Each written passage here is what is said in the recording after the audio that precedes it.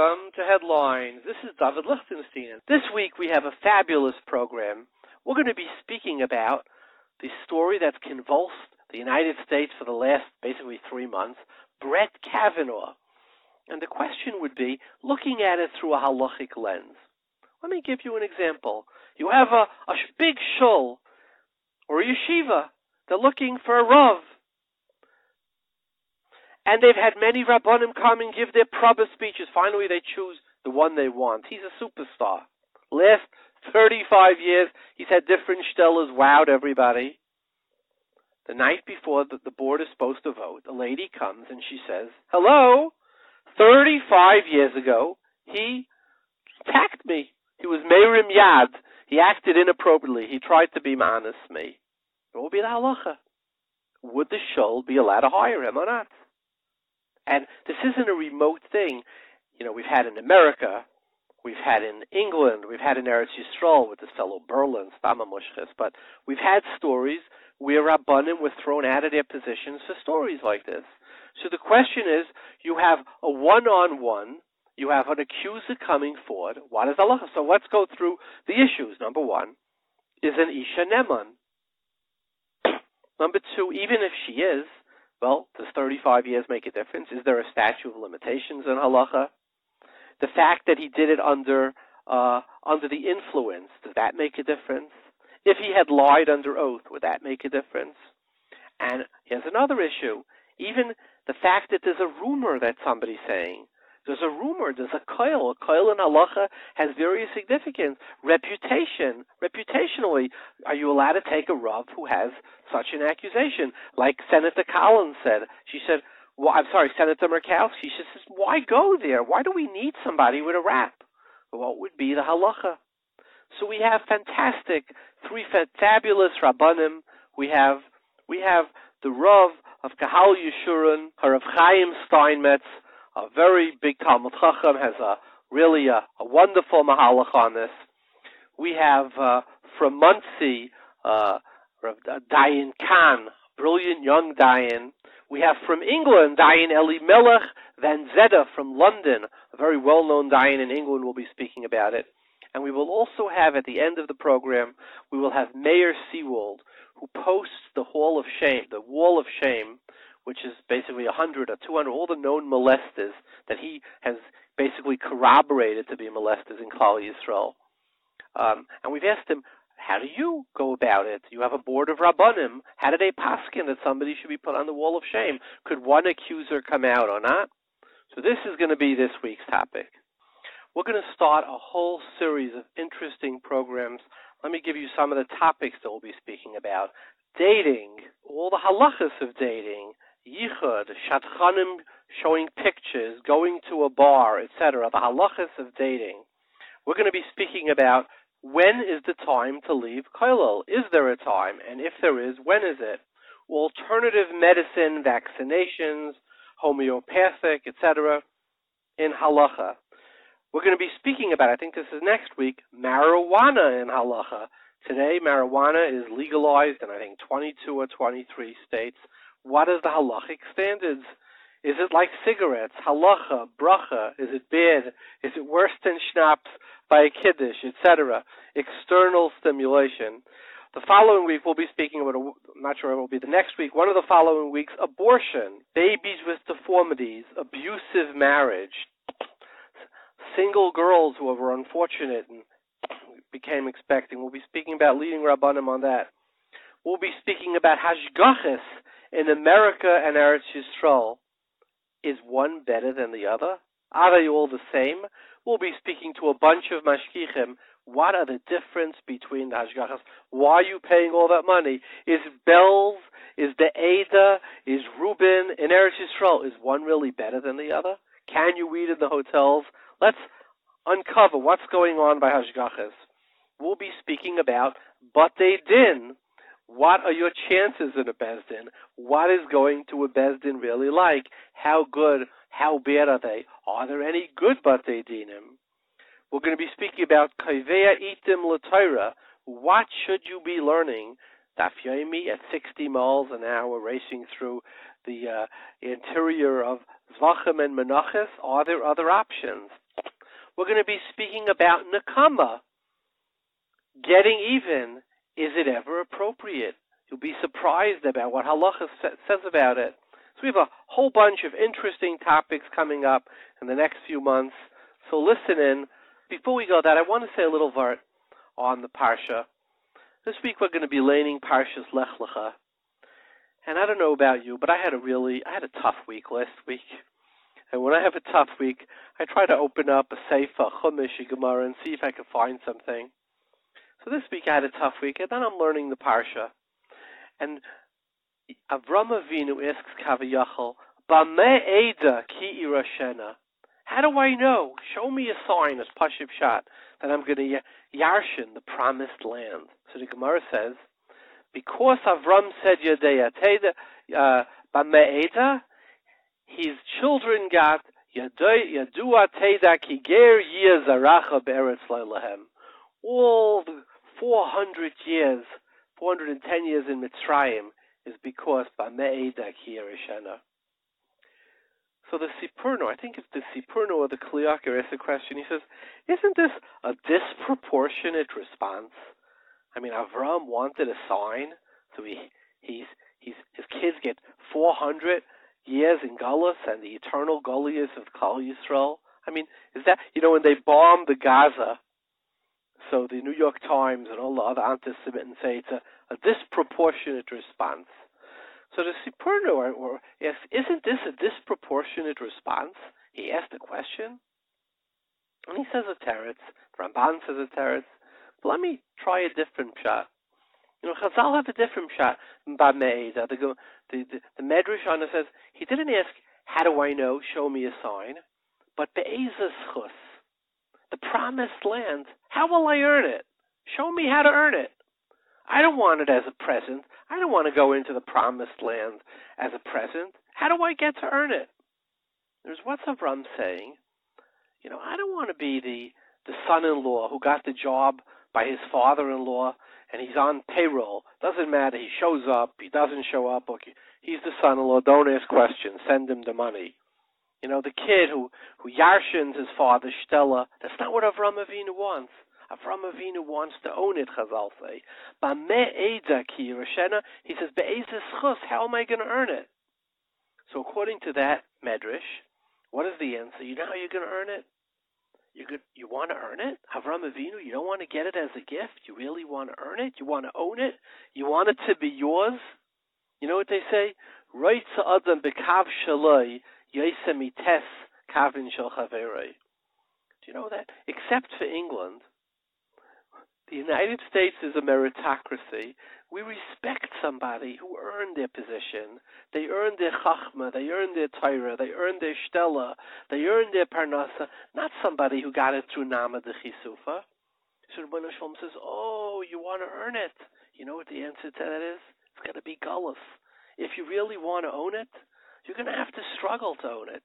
Owning things doesn't come easy. I saw a story. A guy said that he was driving his car, and he stopped. There was someplace in the Midwest, long distances between cities. And he picked up a hitchhiker. And the hitchhiker appeared pretty bedraggled. Poor, bedraggled. Put a big smile on his face. He picked him up and driving, and the owner of this nice car turns to his bedraggled hitchhiker, and he says, tell me a little bit about yourself. She says, oh, me, my father died when I was young, and I never really had a chance to go to school. So I had to take, even though I'm a pretty smart guy, I had to be a blue-collar laborer. I worked really hard. I never made much money. And he says, and I did okay, I paid the bills. And he says, the last few years have been particularly rough because, he says, I see you looking, my shoes are torn. He says, as I get older and I do the blue-collar labor, my knees started to give on me, so it's not easy for me to get blue-collar work anymore. And my right shoulder, I fell off a tractor once, it hurts me too. So he says, it's become a little tougher. So the owner of the car says, but you have such a big smile on your face. Aren't you bitter? He said, no, I'm not bitter at all. So the owner says to him, the driver says to him, why aren't you bitter? I mean, you're struggling so much. So the hitchhiker looks at him and he says, I think people come to this world to learn, to get enlightened, to build your character, be a bigger person. He said, so it's sort of like going to school. He looks at the guy and he says, this pampered fellow, he says, you took basket weaving and gym. He says, I took the hard classes. I took physics. I took math. I really wanted to learn here and to use my journey here to become enlightened. I wanted to own my experience. So Avrohom Avinu says, but Meir, don't just give me the promised land. I want to earn it. I want to own it. If you own something, if you earn it, then the amount you could is almost infinite. If you yarshin it, if it's given to you, you have to hoard it, because all you have is what you're given. Avrohom Avinu says, Khal Yisrael, we're going to want to own it. We're going to want to create. We're going to want to be endless opportunity. How do I do that? And Rabbi Nisham says, the only way to own it is to really struggle. I read a story years ago about this fellow. It's an apocryphal story, but I think it's some beauty to it. And somebody told me that it was actually a show in the Twilight Zone. This really bad guy goes up to Shemayim. Really bad guy. His whole life, he's only done bad. Rak kol hayom. And he comes up, and the ministering angel, right, we'll call him Rabbi Yankel, says to him, he says, let me show you your options here. And he shows him two options. He shows him one where people are working and coming and going and picking and lifting. And the other one is, it's just a beautiful house on a golf course. He says, which do you want? So the really bad guy says to he says to the Malach who's showing him around Rabbi Yankel, he says, I would like, the golf course looks fine to me. He says, sure, no problem.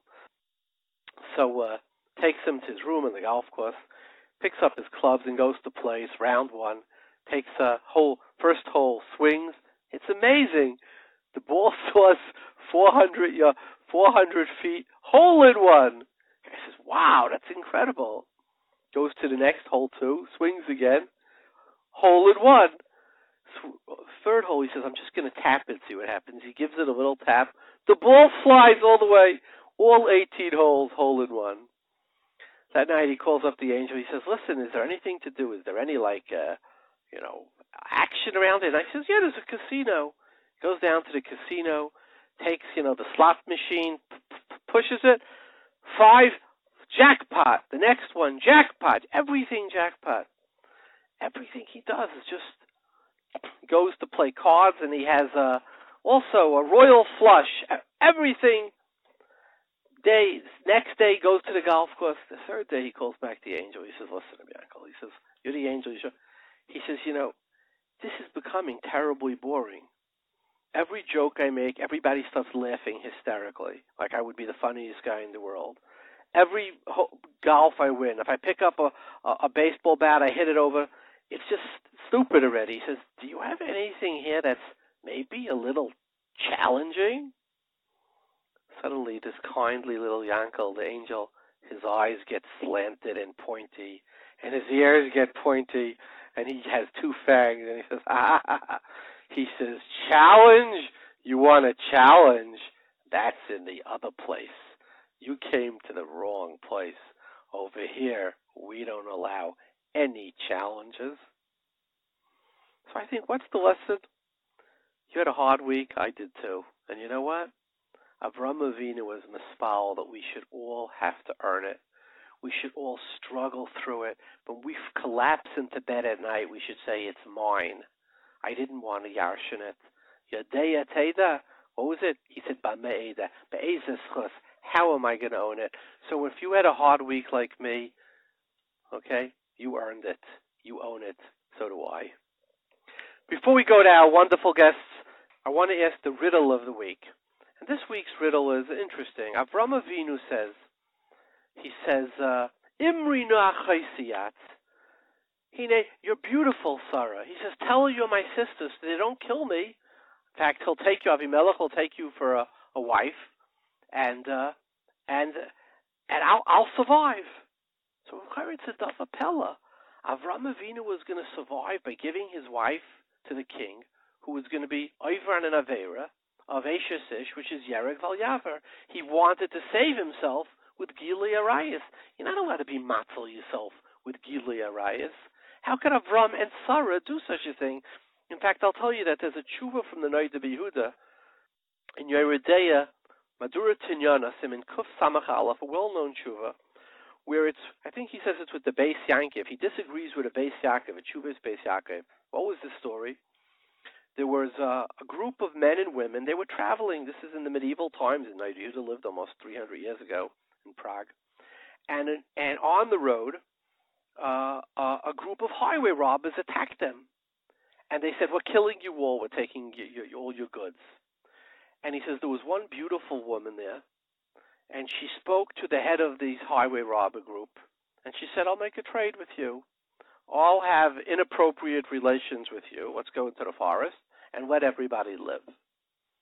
So the guy agreed. She was a beautiful woman. He said, "Okay." And what happened? The Beis Yaakov says, "Wow, she did a mitzvah rabbah. She did a tremendous mitzvah. She saved everybody by sleeping with the enemy, so to say." And the Noda B'Yehuda screams. He says, "How could you do that?" Says the Noda B'Yehuda. "Ein misrapin barayis. You can't save yourself with Gilui Arayis." So my riddle to you is, what is the difference between what Avram Avinu did and this seemingly comparable case of the Noda B'Yehuda, where he says if you matzel yourself by Arayis, you're over on one of the Gimel Chamuras? That is the riddle for this week. Before we go to our guests, we want to give the award. The listener of the year is Chaim David Ackerman from Pana Meiris in Yerushalayim. We have lots of fans.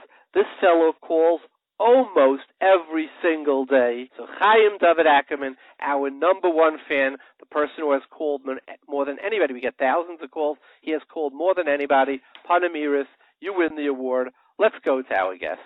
We have the honor of having with us on the phone Rabbi Chaim Steinmetz. He's the Rav of Kehilath Jeshurun, otherwise known as KJ, and with 1,000 or 1,200 members, it's one of the probably two or three handful of largest Orthodox shuls in the United States. He's a musmach of Yeshivas Rabbi Chanan. He's a Talmud of Hagoyin Ramoshe Shapiro, Zecher Tzadik Levracha. Welcome, Rabbi Steinmetz. How are you? Welcome. So, Rabbi Steinmetz, the United States was convulsed for a 90-day period with the election of Associate Justice Brett Kavanaugh. And we in this program try to look at everything through the prism of Halacha. So let me say, you have a Rav, he's about to be elected he gave his Stella, his Praba, his speeches. After a long selection process, he's about to be elected in some big congregation or a small congregation.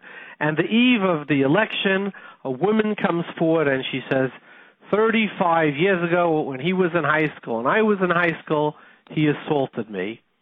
Through the prism of Halacha, you're one of the board deciding this. What would you say?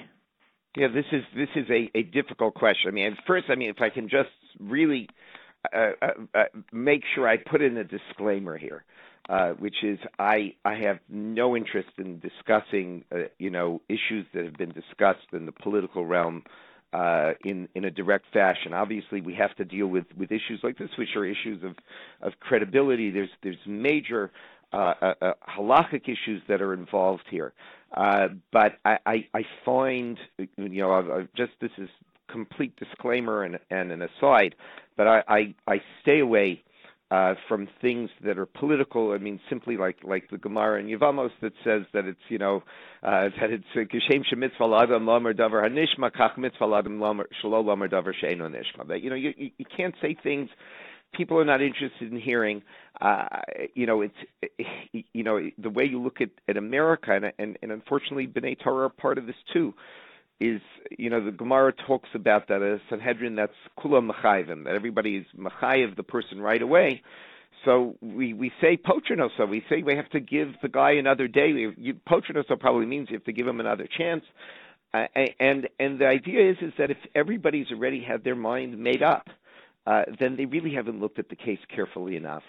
And I find with American politics, I mean, one of the amazing things about this past issue is that all the Republicans thought one way and all the Democrats thought the other way, even though they're looking at the same facts. And one has to wonder, like, why is in other words, why is everyone all of a sudden jumping to a conclusion? Because they've already have preconceived notions. So I try to avoid these discussions, but this is a serious issue, and this is an issue of claims, and how does one judge credibility, and how does one deal with an issue like this? So let's with that disclaimer. I hope I'm allowed to make a disclaimer because I cannot stand dealing with American politics, and then we can go and talk about the real halachic issues, if that's okay. Disclaimer is accepted, and let's be realistic. I think if you would take most congregations, the congregants are sort of split 50-50. So being that you're a Rav with 1,000 or 1,200 members, we can't say anything to upset the other half. No, you need to understand, Reb David, whatever I say, I'm wrong. Right. Well, you're half right and half wrong anyway. Right. So let's talk about it in a Rav. And I say it's not just philosophically, because we have had this case with Rabbanim. We have had Rabbanim in England, Rabbanim in America, Rabbanim in Israel, who have been accused of such things because Rabbanim are human like everybody else, and Avoina Keva Yisubeni, and they do make mistakes. I mean, the Torah says on Moshe Rabbeinu, Chashdu Be'esh Esish. This week's Parsha, the Ramban writes, Avrohom Ta. So we recognize the frailty of human beings. But that is so. It has happened with Rabbanim. It happens with Mechanachim, with all the cases with pedophilia, etc. So this is the exact case. Take the Kavanaugh case, transpose it to a religious situation. What would you say from a Torah prism? Right. So I mean, look, it depends on how we understand.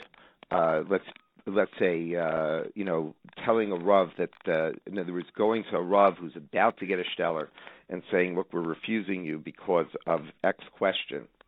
It depends what standard needs to be met. In other words, in a Bais Din, and even in a Bais Din, it's a real question nowadays.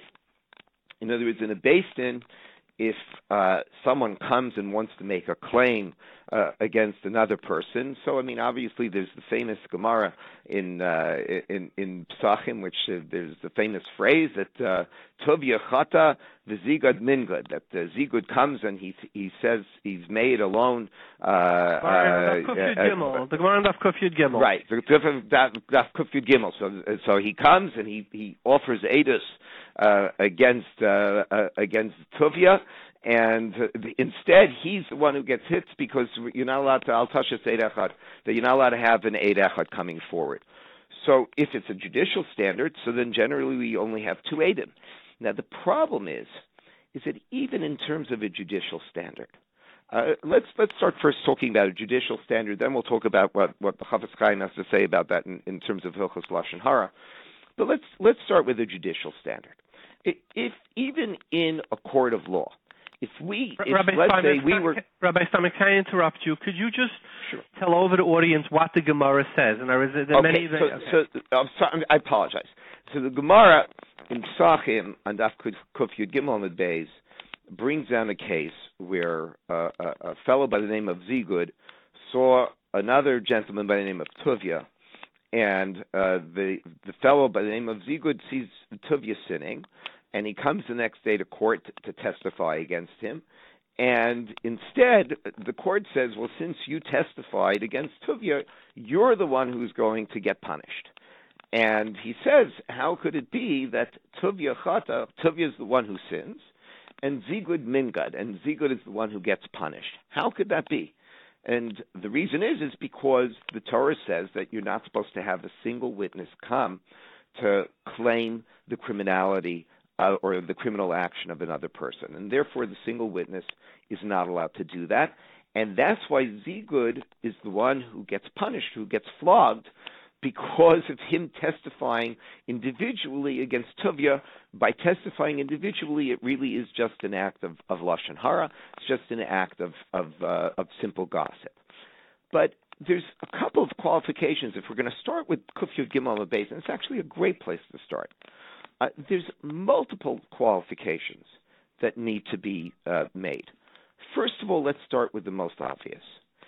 If we were going to create a halachic state today, how would we relate to evidence? Would we say that you can only convict a person based on two Eidim? This is an issue that's really already found in the Rishonim, already the Drashas Haran. There's a famous Drashas Haran, the 11th Drasha, where there's an awareness. This already his Rebbe, the Rashba. There's a Tshuvas HaRashba, which is in the third section of the Tshuvas of the Rashba, where the Rashba says that if we followed the rules of Torah in terms of evidence, then no one would ever get punished. Right, and I think the Bais Yosef in Shin Pei Ches in the Torah brings it, so it's brought halachically that Rashi. Right, no, this is a serious thing. And then the Drashas Haran he says coming. You would be machriv the olam. I think the lashon of the Rashba is you would be machriv the olam if hamidu el din Torah. Right, nimsa olam charev. Yeah, I happen to have written it down. This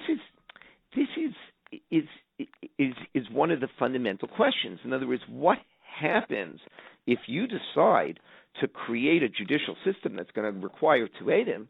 Then you're not going to have a judicial system. And this, of course, becomes an issue after the creation of the State of Israel. I mean, even Rav Kook is starting to think about it. There's another one, Shimon Federbush.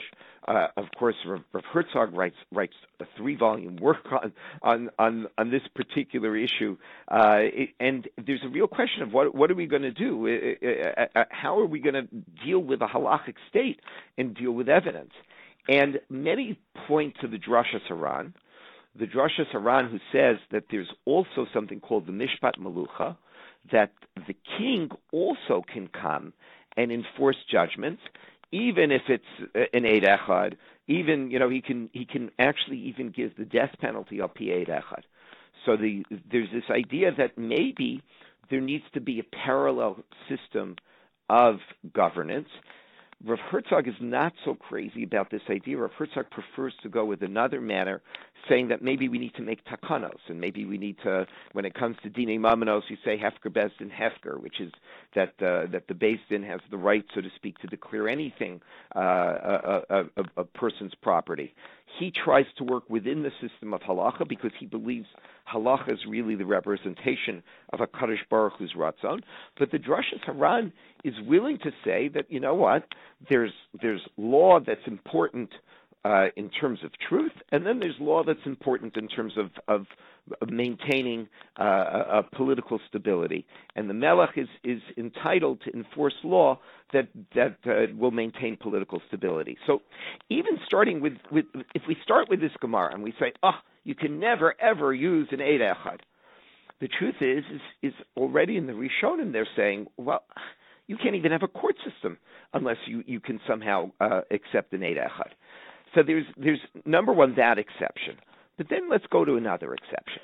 But respectfully, Rabbi Steinmetz, notwithstanding the fact that the Bais Yosef brings it, you don't find it used in the Tshuvas Sfarim, the acceptance of an Eid Echad to passel a person, right, is not. I mean, if you search 1,000 years of responsa, you're not going to find it. So I'm not into parceling. I cannot get to that point. I mean, we can talk a little bit to that, and the idea of one against one is a very complex issue, and truthfully, it's not just in halacha. Any legal system that wants to preserve the rights of the accused is not going to immediately just take anyone's accusation. I mean, we'll talk maybe a little bit about why there is a certain additional value to a woman's accusation, which at least to my mind, I think that there's an additional value. What I'm talking about is just dealing with the fundamental issue. Do you need to have two Eidim? And the answer is that, and this is the Rambam, and this is the Ran, that if it seems probable, an Eid Echad alone is enough. So, in other words, you're right. In other words, do you have a tshuva where one person comes forward and can passel Well, we'll talk in a moment because the Chaim talks about someone who's Neman could betray, right? That someone who's, in other words, again, we don't need to make this perfectly analogous to what's going on in the news, but there might be someone who has such a profound and considerable reputation that if they come in and say, look, I saw this, or someone who has a particular Neemanus because they may have an insight, or they have a particular Neemanus because they have so much to lose if they're telling you this, if they tell you the truth, they have so much to lose, that there might be a possibility of saying that. In other words, look, if you can use an Eid Echad to put someone to death in Dinei Nefashos, then that means that there is, so to speak, in other words, we're not hung up on two Eidim. It could be... When do you use one person to put somebody to death? That's the Rambam. The Rambam says a melech can put someone to death. Well, but a melech, I understand, but a melech is sort of... We don't have a melech. We don't have a melech. You could put someone to death al pi Eid Echad. I understand, but I'm saying we don't have a melech, and we're not dealing with Bnei Noach. No. So the point I'm saying is that when those who, again, the fundamental question is this: a melech can do what he wants. A melech can do what he wants. I mean, you're right. So the Ran and Af Pei Gimel, where Belazar Reb Shimon put many people to death al pi Eid Echad. But that was, again, we don't have a melech today. So let me just explain. In other words, the Drashas Haran, in the 11th Drasha, the Drashas Haran, the Ran asks basically the same question that the Rashba already asked 2 generations before, which is how do you have a judicial system that will actually have you'll have a stable society, because you're certainly not going to have Hasra, and you're not going to have 2 Eidim always. So how do you have a judicial system? And he says that's the Mishpat HaMelech. The Rambam says explicitly a Melech is Meimis al Pi Eid Echad. So essentially what the Drashas Haran is saying is that there's a parallel. In other words, if we had Mashiach now and we had a Melech, there would be a parallel judicial system. You have a din Torah, and then there might be someone who is representative of the Melech who would sit there and would do the Mishpat HaMelucha. That's essentially what the Ran is suggesting, and by the way, that's what modern thinkers, and there's, like I said, like people like Rav Herzog have three chalik work on this. But Rabbi Steinmetz, another thing, Rabbi Steinmetz, arguably you don't even have an Eid Echad here. You have a Toyin here.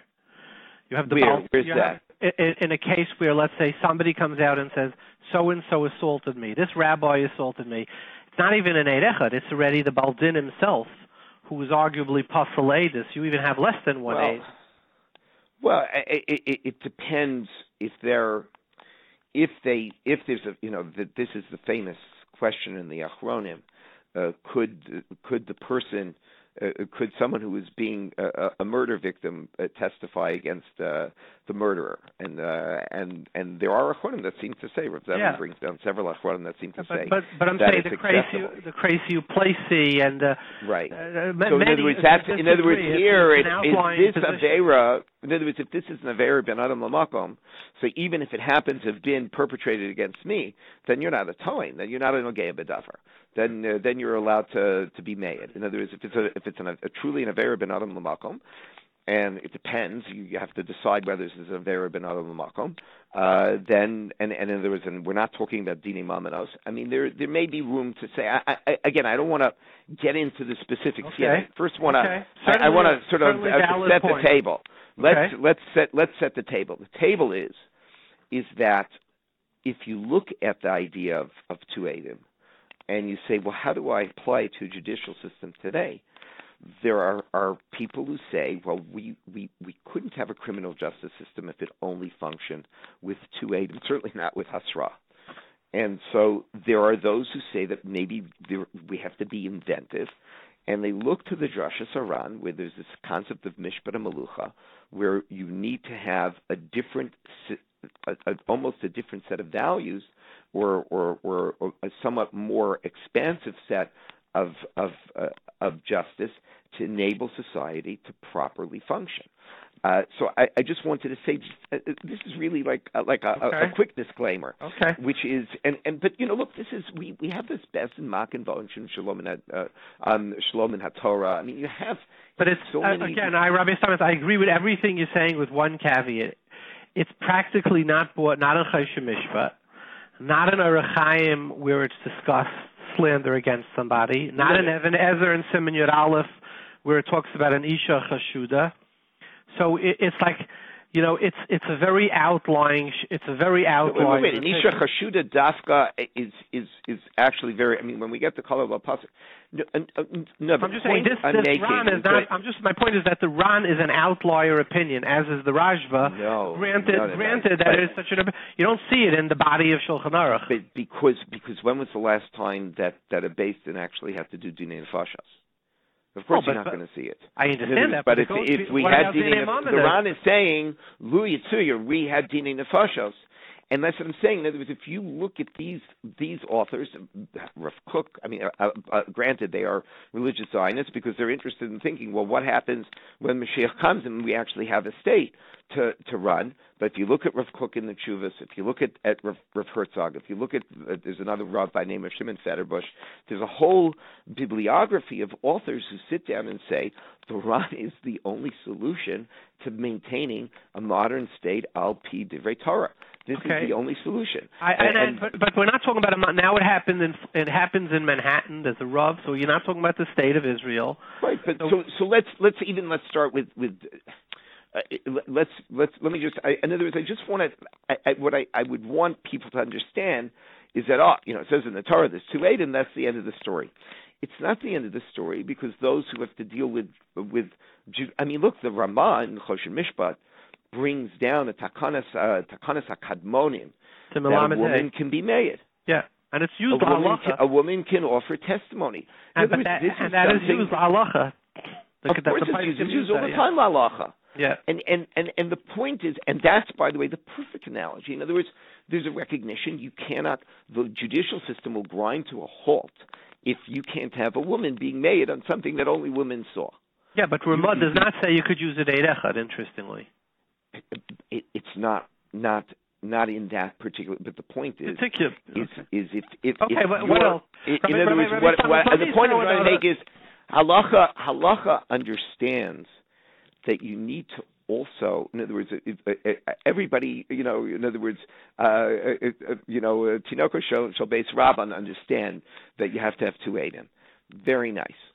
But there needs to be an understanding that that's not always so pashut when you have to create a judiciary.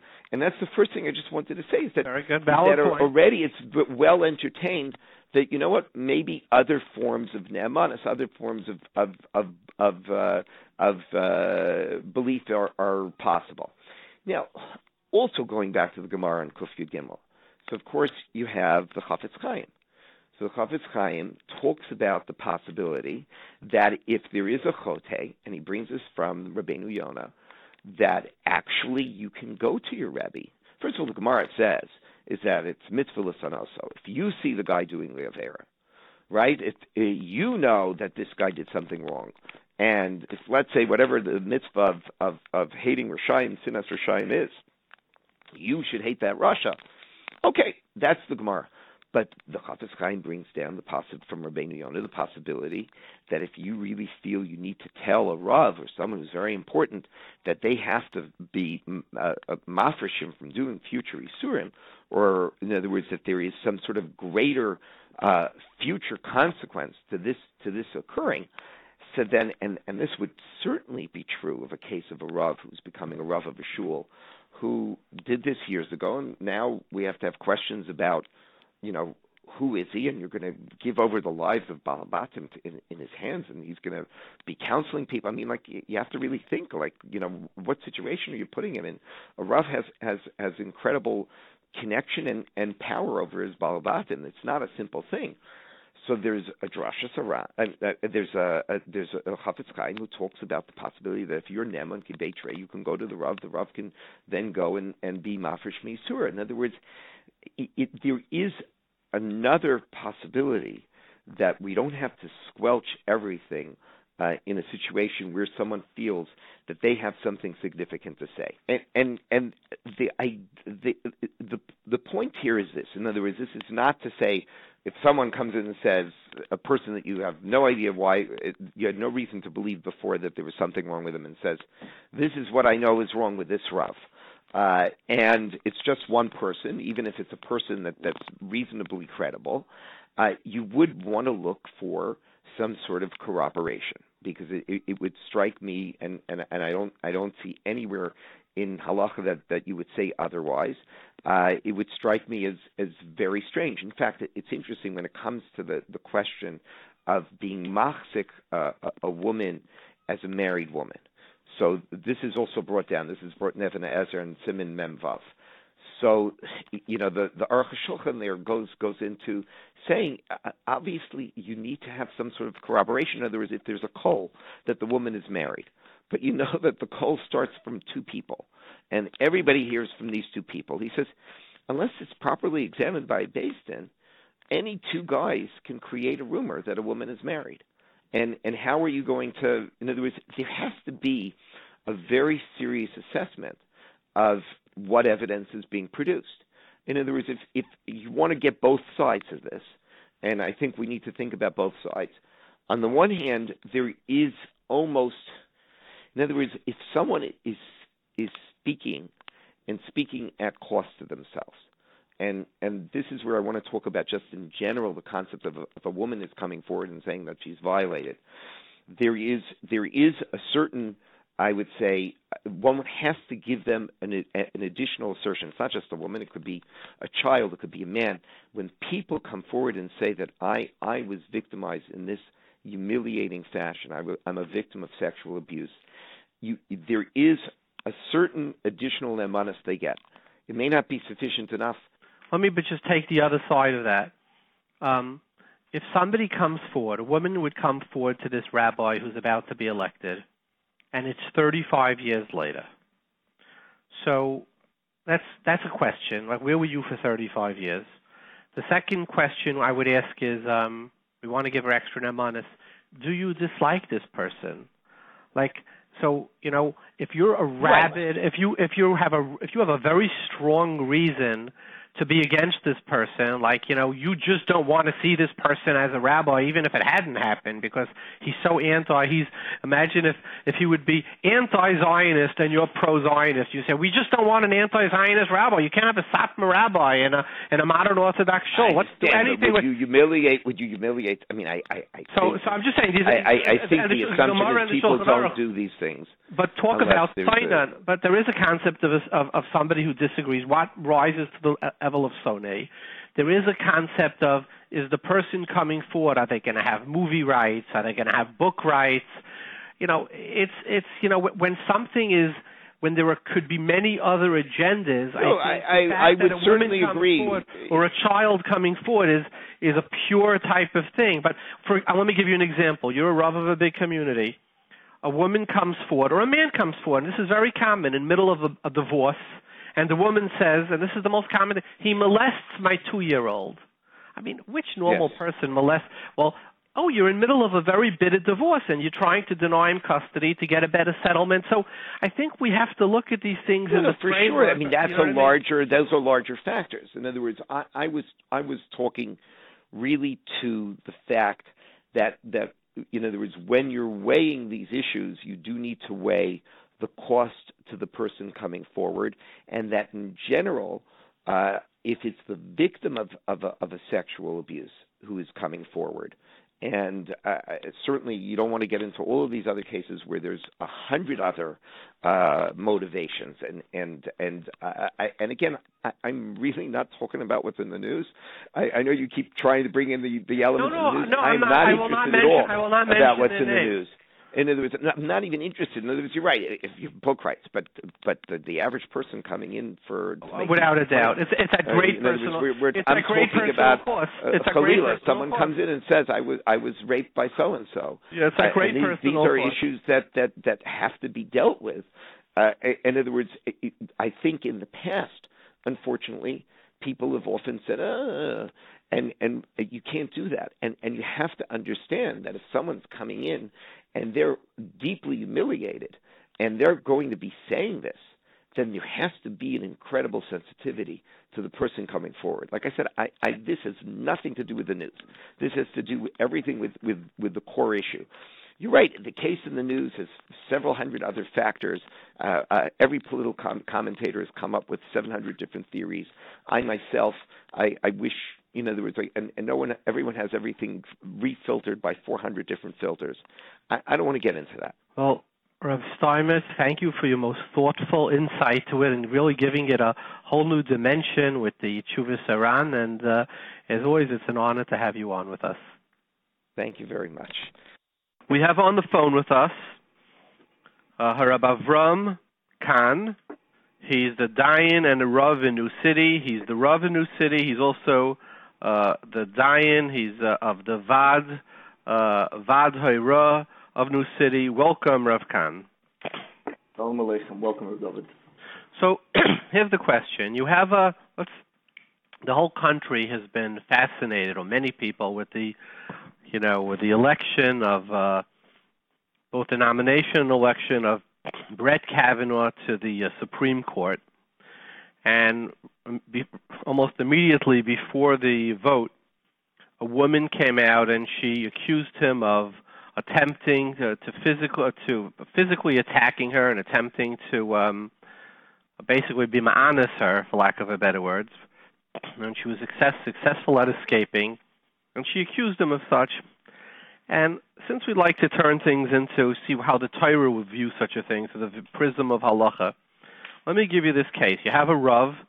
He's about to be nismana on a big shtela, a similar thing, a big rabbanus, and he did trials, and he gave drushes, and all kinds of probis.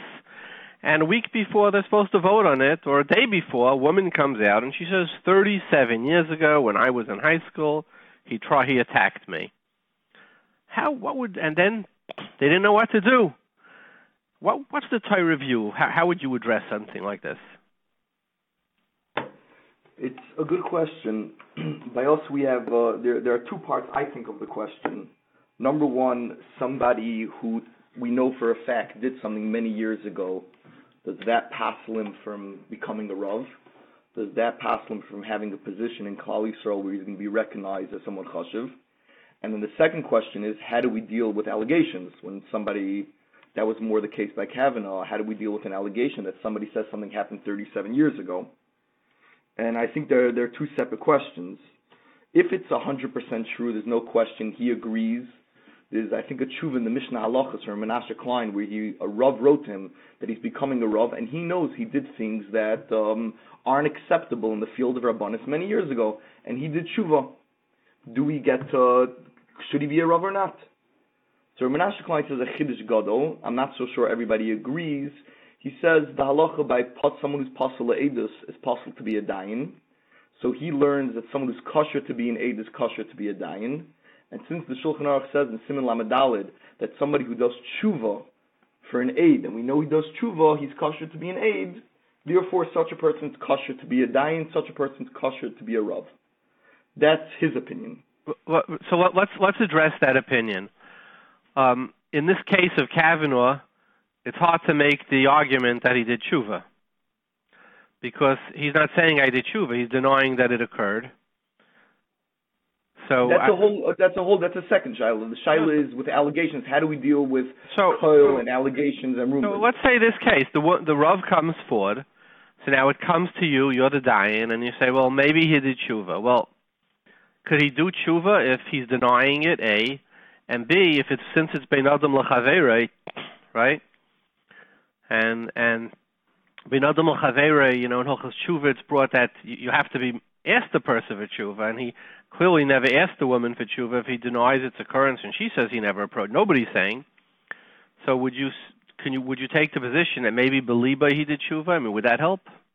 So I'll tell you something fascinating. Menashe Klein, who's the most lenient, he's the one who allowed the person to become a Rav, says if they ask you straight out, and over there the person, what he did was unacceptable, he did tax evasion and he ended up in jail because of that. And there Menashe Klein writes, if they ask you if you ever sat in jail or if you ever did something illegal, you have to admit, you can't lie. So such a person who's lying for sure is still being over whatever, either he's being over a new isser or it's still considered that he didn't do tshuva on the initial question, whatever the act was. So in a case like Kavanaugh, we see if it's true, that if the allegations are true, for sure he didn't do tshuva. The second part is, would tshuva help without someone being Matthias? That would be a whole different question. And l'chayra from the Shulchan Aruch that it says that bein adam l'chaver, a person has to be Matthias, even though I think there's a tshuva from Namudei Ar where he speaks about a lady who was over Isser Tayers HaMashpacha with her husband. Her husband didn't know. Now she wants to do tshuva. She wants to be back Neman with her Shivin Akim and different shilas. So he says, and the Tzemach Tzedek agrees, he says she doesn't have to do a tshuva about asking her husband Mechila. As long as she goes to the Rav and she's Makabel, she made her husband do an Isser. As long as she goes to the Rav and she's Makabel, Mikano Lahabah, she's never going to do it, she's Neman. That's a tshuva, that's enough.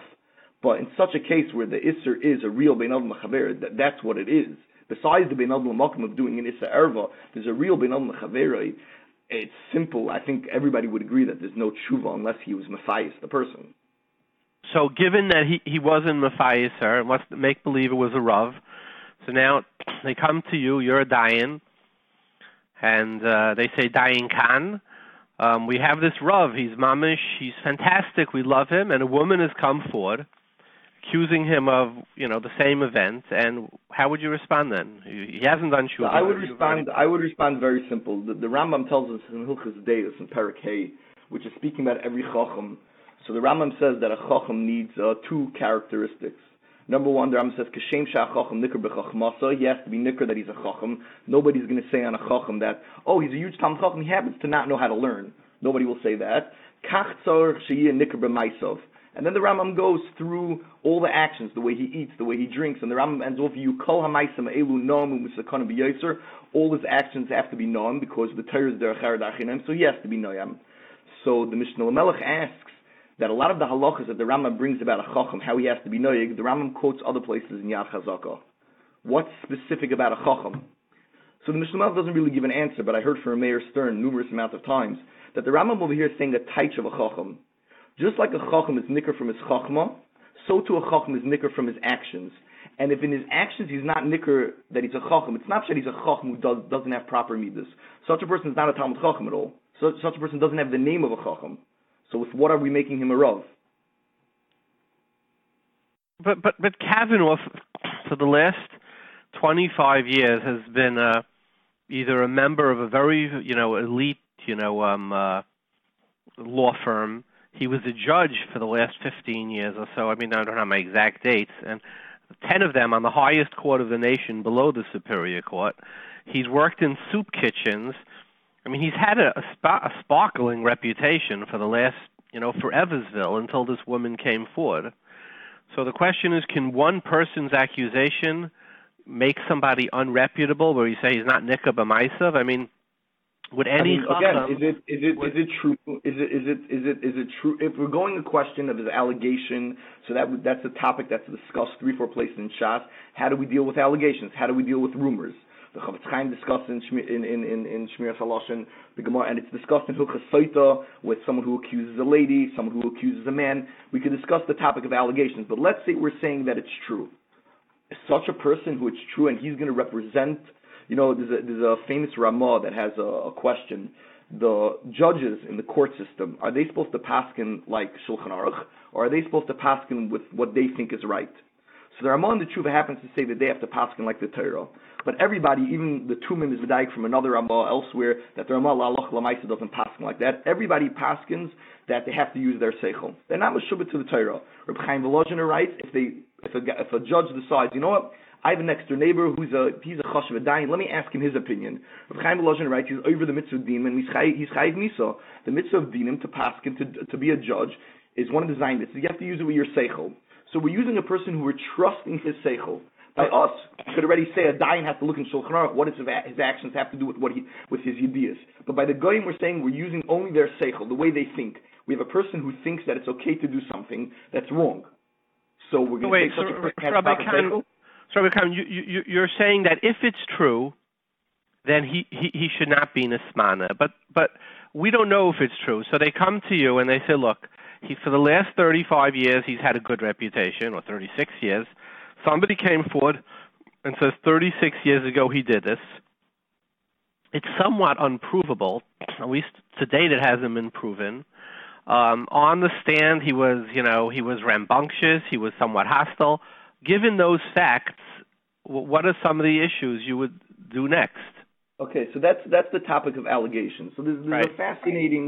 There's a few fascinating Gemaras. The Gemara says that Gedalia ben Achikam was considered Mechayev ben Nafshe when he was killed out by his own army. He was Mechayev ben Nafshe because he didn't take the rumor and he didn't take the Eitz of Jeshurun ben Korach that he has people in his own army who want to revolt. So the Gemara says he was supposed to take Lashon Hara, he was supposed to believe it. So the Gemara says no, he didn't have to be Makabelit, but he should have been Choshesh. And the Gemara says the same thing is story with Reb Tarfon, that someone came to Reb Tarfon and he was choshesh that he killed somebody. It's not clear if he killed a yid or a guy. And Reb Tarfon said, I can't hide you. And it seems like Reb Tarfon was Makabel. So Rabbi asked, how's Reb Tarfon Makabel Lashon Hara? He says, he wasn't Makabel, but he was choshesh. Now, what's fascinating is the Chaim brings this down Halacha L'maisa, and the Chaim paskins elsewhere in Shmiras Lashon that in Lashon Hara there's two parts of Lashon Hara. There's hearing Lashon Hara and there's accepting. That means hearing Lashon Hara without accepting is also an Isser. If it's just for the fact of you want to hear Lashon Hara, you're in the mood of just hearing Hak. So over here it seems like they weren't over any Isser. That means to hear Lashon Hara to be Choshesh, even though you're not fully accepting, but you need to be Choshesh because you need to know the fact, is not an Isser of Lashon Hara. And L'chira, I think Pshat is, the Rosh and Rashi, they already discuss it. There's another Gemara. The Gemara says that a fact, Ein Adam Nechshad B'Dover Elim Kenaso. The Gemara says people only have chshadim, are only nechshad. People speak about somebody only if he did it. So the Gemara says, what? Only if he did it? The Gemara says, okay, he didn't have to do it. He had to do half that action, or he had to think about doing it. So the Gemara says, what do you mean? Moshe Rabbeinu, by the Adas Korach, everybody told their wives to stay away from Moshe Rabbeinu. They're all choshed their wives. Moshe Rabbeinu choshed, that means Moshe Rabbeinu for sure did something. So the Gemara gives three main rules. One of the rules was the person can't have enemies, which is a big topic that the Achronim discuss. The Tzemach Tzedek says everybody has enemies. Whoever thinks they don't have enemies, everyone has enemies. But that's one column. The Gemara says then it has to be a kol deloy maspik. The kol doesn't stop. The rumor doesn't stop. And the Gemara says it has to go on for about 2 days, which the place can speak out is about 36 hours. That the kol doesn't stop at all, and nobody gets up in the middle of that rumor and says, I know it's not true. Now the poskim, when they bring down this Gemara halacha l'maisa, because it's negeo, if someone comes about a lady and someone says we know she was doing something inappropriate, or other cases about a man, also the rivash is a tshuva that a lady came to Bezdin and testified that this man was running after her, and they said we're not going to accept it, but we're going to make him move, we're going to get an order of protection, we're going to make him move to another city, and it's kapassim like this in Shulchan Aruch halacha l'maisa. So the Gemara gives klolim of how to accept rumors. He has to not have enemies, and also for 36 hours nobody disputed the charges. Nobody got up and nobody said it's not true.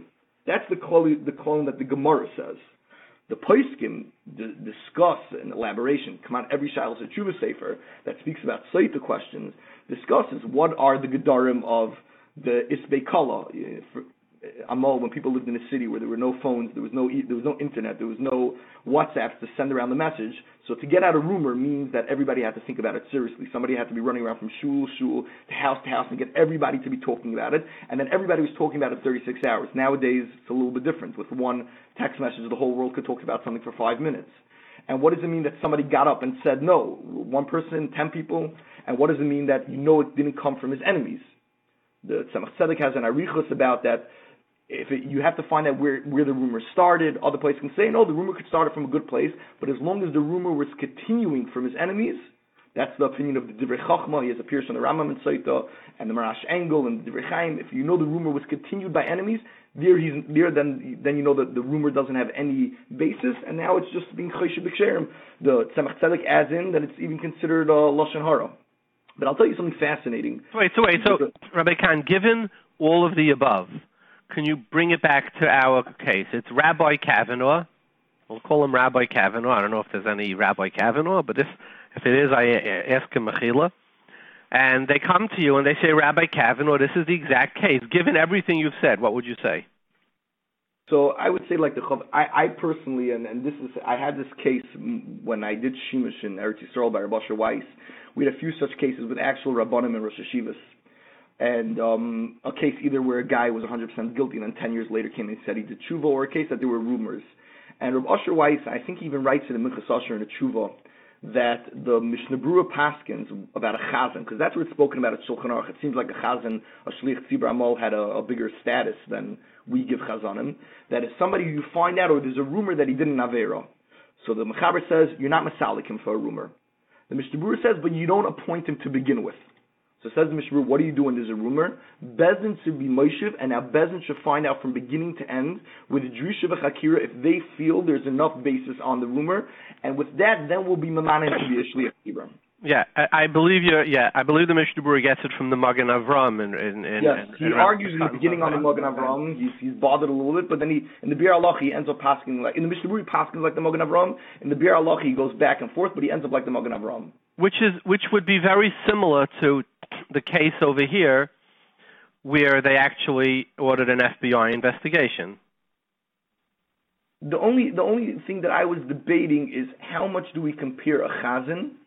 There's a fascinating Divrei Chaim.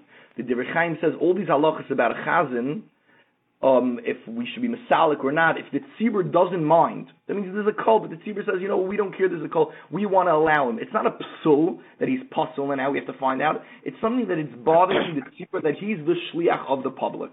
So if the tzibur is okay with it, says the Divrei Chaim, then just ignore it. Right. I believe that the Divrei Chaim is referring to the stira between the Magen Avrohom in Sif Daled, where he says that by a kala delay pasuk, even one could be meicha. Yeah. And in Siman Chaf Hey, the Shulchan Aruch says you need edim. So he says if they don't mind, in that case you would need a one could help by a kala delay pasuk if he minds, but if they don't mind, then you would need edim. That's how he answers the sort of the Siman. Correct. Yeah, that's the Divrei Chaim. So the question is, how do we look at a judge? How do we look at somebody who's having public service? Is that a shliach tzibur? Somebody who's davening for us, somebody we want his tefillah to be accepted, we want him to be merutza by the tzibur, we're so makbid that the shliach tzibur should be merutza al tzibur. Do we look at someone in public office like that also? Or we just want somebody who's good at delegating laws and figuring? That's the question. How do we, especially, forget about a Dayan by us in Bezdin, in public office. Let's look at the judges in Askin. Let's look at the Goyish judges, our Askanim. Does it need to have the same qualifications as a chazan? But don't the Paiskim say, isn't there a lashon, it may even be brought in the Mishnah Berurah, that it doesn't just go on a shliach tzibur, but on every public appointee. Kol hismanis hatzibur. Isn't that one of the lashonis? I think it's either the Mishnah Berurah or the Taz. Somebody uses that. I think the Magen Avrohom says such a lashon, and it comes the such a lashon is brought down in Levush. But the kol hismana, the question is what's minui, because l'mashal mashgiach. In Siman Kuf Yotes, it's spoken about ba'arichos of a mashgiach who you're being samech on his kashrus. What is his level of qualification of Yiddishkeit, of keeping averis, to make it that you can't be samech on him anymore? That you could say someone he's running a kashrus, he's running a huge kashrus organization. I would call him a mamuna al tzibur, and the halacha is if he's doing averis with b'tiyaven that don't have things to do with achila, the Shulchan Aruch paskins in Sif Bais that he's still neman for kashrus. So the question is, what does a minui mean? Not every person who's appointed is considered something that's memuna. What are we qualifying memuna? Shliach tzibur, memuna. A Dayan l'chera, there's minui hadayanim. L'chera, a Dayan by us would be somebody who's memuna, and that's why the Rambam in Perek Bais, based on in Hilchos Sanhedrin, based on the Gemara, brings 7 high qualifications that a Dayan needs. One of them is that he's merutza al tzibur. That's someone who's memuna. Yeah, but Dayan Khan would. I mean. I don't think most people would consider a mashgiach somebody who's a mamuna al tzibur. It's not doesn't have the same gravitas as a shliach tzibur by Yom Naraim, which or certainly by even on a regular basis. I mean, it's a wonderful parnasa, and we rely on them. But would you consider, all the people, Kvaidim B'Maka Munach who work for the Star K and the Chaf K, do you feel that they're sort of the equivalent of a judge who's a Mamuna al Tzibur? I don't know, but let me ask you a better question. They have responsibility to the Tzibur, yes, but then again, so does a school teacher, so does a Rebbe. So everybody who affects the Tzibur is could the argument be made that a school teacher, because they have 20 kids in their class, is a mamuna al tzibur? I'm not sure that's what the let me ask you a different question. You have 2 jobs open in Khal. So one is shliach tzibur. Even during the week, it's mashma. The Mishnah Berurah is more mekel during the week. A shliach tzibur, and one a mashgiach of a huge factory that has shilos and nevelos treifas. You have one person who's definitely not so from, not so shemei mitzvahs, and another person who's a goyin hagoyinim. Most people would say, daven for the Amid, the one who's not so from you daven for the Amid, and the Goyin HaGoyinim, the one who's a tzaddik, will put as a mashgiach in restaurant. The Shulchan Aruch tells us punkt fakert. No, for the shliach tzibur, you have to put the person who's a tzaddik mukubal, and the mashgiach, you could put the person who's less shemer Torah mitzvahs. But I think most people would want the opposite, right? Well, you see, yes and no, and I'll give you just a counter to that that people could do a lot of isurim and still be a neman on their job, right? Like a person could be chashed al arayis and be very serious as a mashgiach in a restaurant, takes it really seriously. Whereas a minui at tzibur, where you're sort of, where the shliach tzibur says, shluchei amcha Yisrael, person would say, look, he could do a fantastic job in his bakery as the mashgiach, but I don't see him as shluchei amcha Yisrael to represent me. I think a mamun al tzibur is somebody really who sort of represents the community, where somebody who's doing a job for the community. I don't know. I'm just telling you a possible. Ramosha says a little bit like what you're saying. Ramosha in your Eid Echad Aleph, Siman Aleph, right in the beginning, he discusses what's pshat. A kol on a puzzle for edus is not enough to passel the Eid, but a kol for a saita is enough to passel her on her husband. So Ramosha says like this: the etzem edus. It's a chiddush. This is Ramosha's lashon. It's a chiddush that a gazlan's puzzle for edus. It's a huge chiddush. So because he stole, he's not never to say edus on something else. Okay, but the Torah was mechavish to this chiddush, so we believe it. But to add another chiddush that a kol also passes him, that we're not going to do. Masha'inkin, a lady to her husband, says Ramosha, be'etzem any chasha passel her on her husband. It's a chiddush that we need edus. So there we're going to accept kol also. So the question is, what's the starting point? That's so my question to you is, let's go back to this case. You have Rabbi Kavanaugh. He had a wonderful reputation for 35 years. A woman comes forward. Rabbi Kahan, how would you paskin? How do we address this koil? Do we take it seriously? Don't we take it seriously? Does a koil need Eidim to start it? Do you say that since the Democrats clearly don't want this, they say Schumer said, I will do everything in my power to stop it. It appeared at a very funny moment in time. Do you say, look, it doesn't have Eidim, it's suspect, or do you say, if this was and where this is very common, or I shouldn't say very common, but it's somewhat common, you have somebody, he's accused of pedophilia. And who is it? It's a rumor. Well, do we keep him as a Rebbe or not? Now, somebody's going to say, wait, it's so this Rabbi Kavanaugh Shiloh could be easily a Shiloh with a pedophilia Shiloh. They bring it to you. How would you say, what's the koil we respect? What's the koil we disrespect, and we continue the other person? You could be destroying this person's parnasa, which is a lot of people say. How would you try to box it? So it seems like clearly from Chazal we respect the koil.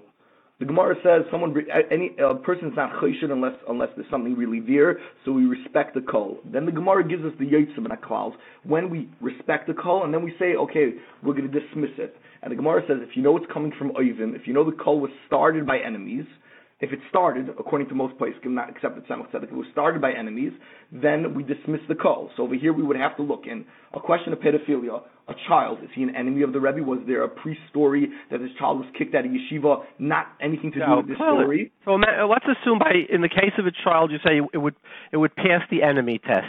Now let's go to a case of Kavanaugh, Rabbi Kavanaugh, who is is anti-abortion. We don't know that, but he's certainly conservative.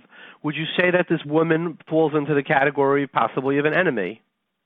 So I mean, not me. Based on the little news that I read, it seems like the conspiracy was that it was coming from Oivim, that they were saying that enemies started this rumor. They had a personal agenda against him. They didn't want him to be voted in.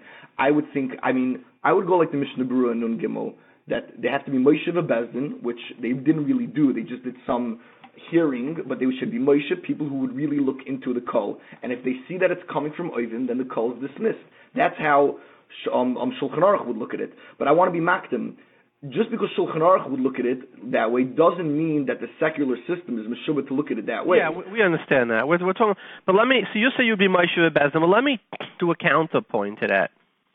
That the Shulchan Aruch in Nun Gimel that says that you shouldn't be Moshev a Dayan, or you could be Masalik actually, where it's talking about over there. You could be Masalik a Dayan, and if there's a rumor, you said a Bezdin the Magen Avram. What constitutes a koil? Because, for example, the Gemara in, I think it's Ksubis and Avlamed Vav says that for something to be have in other words, the Lashon is Yotzal of Shemra Filubi al Dusay. For something to be a Shemra, the Gemara in Ksubis says you need two Eidim to create a Shemra. So here you don't have two Eidim. At best you would have, what would be considered maybe the equivalent of one Eid, assuming a woman would be an Eid in this case, according to the Ramah Lamed Hay. But you see you have one Eid. Could one Eid create a Khal? So in Hilchas Soita we paskin that one Eid could create a Khal. We find that a lady herself. That means even though the Rashba, I think it's brought down in Beis Yosef, in the end of Siman Lamed Hay, the Rashba's matmiya, when he found out that there were certain cities who were accepting Eidus from an Eid Echad and from a lady, he wrote a very sharp lush in the Rashba, like find me the makar for it. That's what he wrote to the person. But the Ramah paskins like the opinion of the Truma Sadeshin, that's something that's only negaya ladies. Ladies are neman.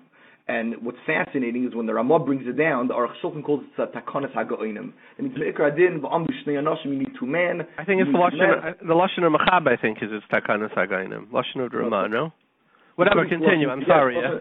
So the Aruch Shulchan stresses about the takanas haga'onim. When the Ramah says the word takanas haga'onim, the bir hagra, he brings the makar and chazal, and he says the makar and chazal is like we find a chaya, a midwife is never to say what the child is, when the child came out, who is the child from. So it seems like the Goyin understood that the Kanas HaGoyinim, either it was the Goyin is bringing like an Asmachta Ki'ilu, where we found ever in Chazal that we gave ladies an Neemanus. So we're saying now that we made the Takana, we treat it like a Chaya, that she has a full Neemanus.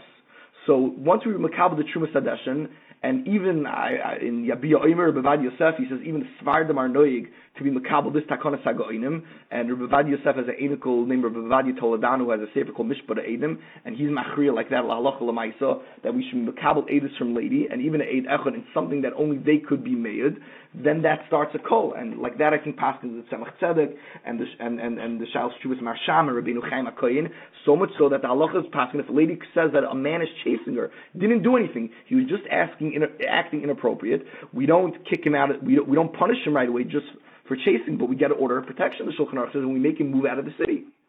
So we take very strongly koilis from ladies. Now, once we have the kol, now we have to do the due diligence of Bezdin or Zayin Tuvir to find out what's really going on.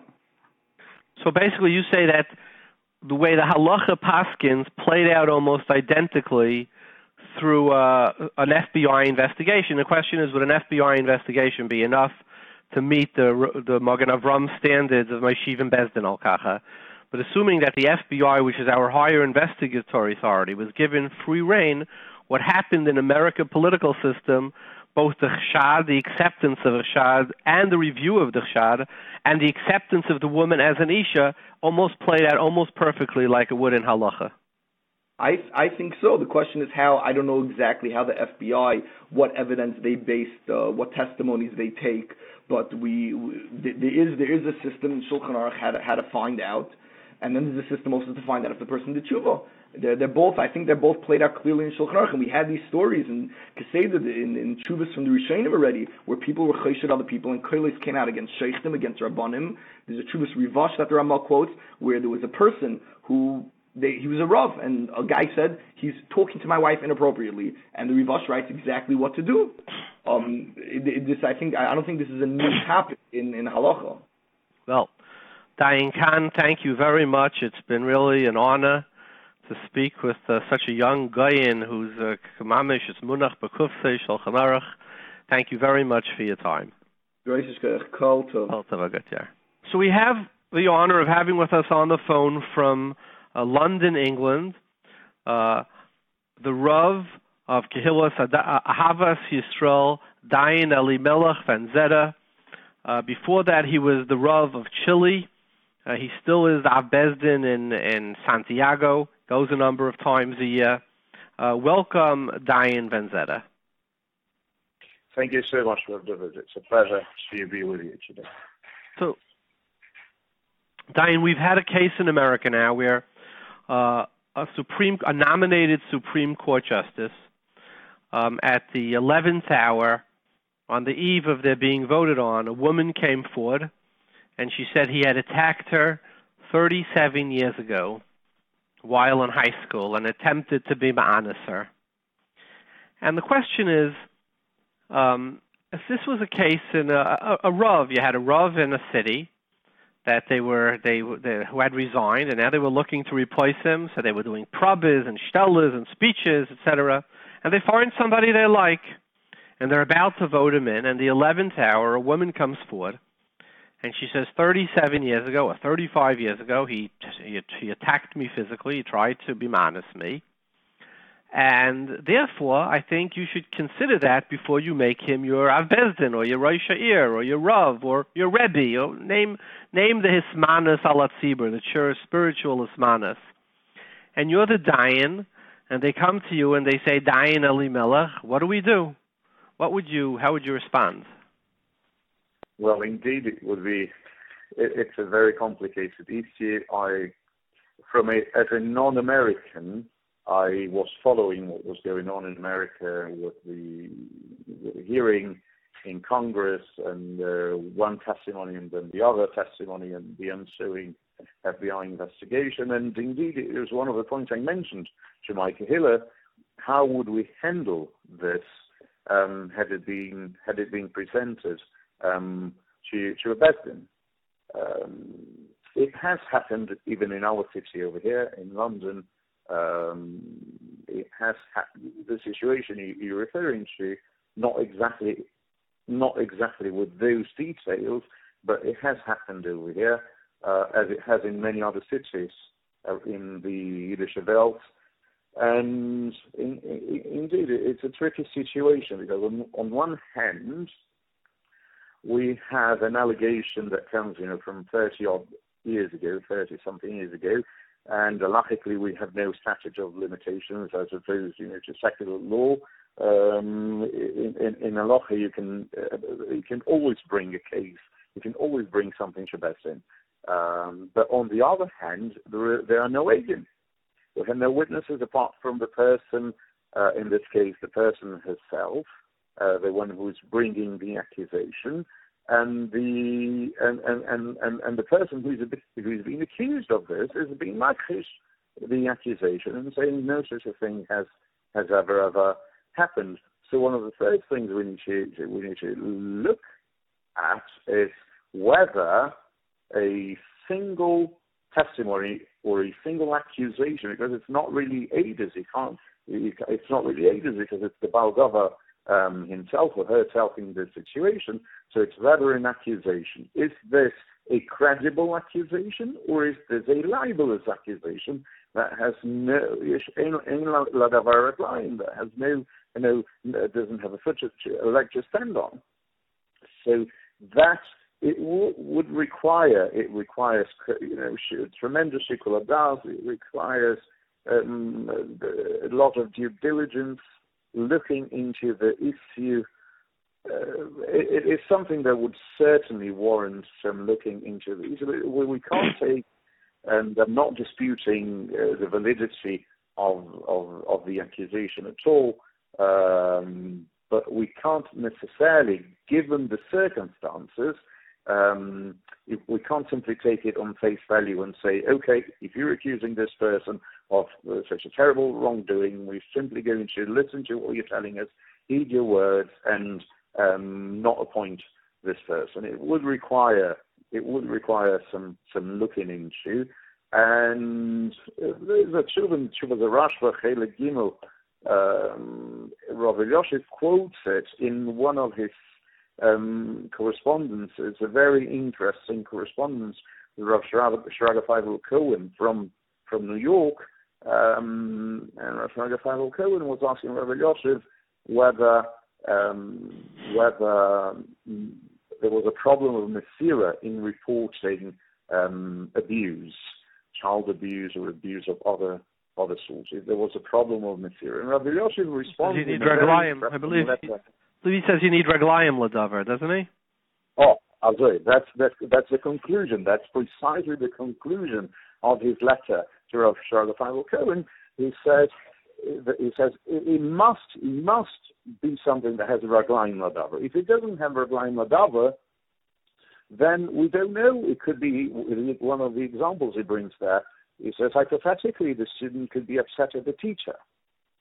and again, I'm not trying to make light of the situation, but Rabbi Yosef makes this point. It must be a reglaim adabo. It must be something. It must be something that has mamashes. It's not something, stam as a rumor. But it's certainly something that can't simply be dismissed. It would require some looking into and some investigating. But on the other hand, it wouldn't be completely dismissed offhand. But halachically, I think it would be very, very hard to all of a sudden simply take that person's word as emes amisei and prevent the appointment from even happening. So, Dayan, I have a few questions. When the Shulchan Aruch in Nun Gimel speaks about a shliach tzibur, the Shulchan Aruch differentiates between an appointment, which is pre facto, and a removal, which is post facto. And on a removal, he says you would need edim, or maybe a kala delay pasik.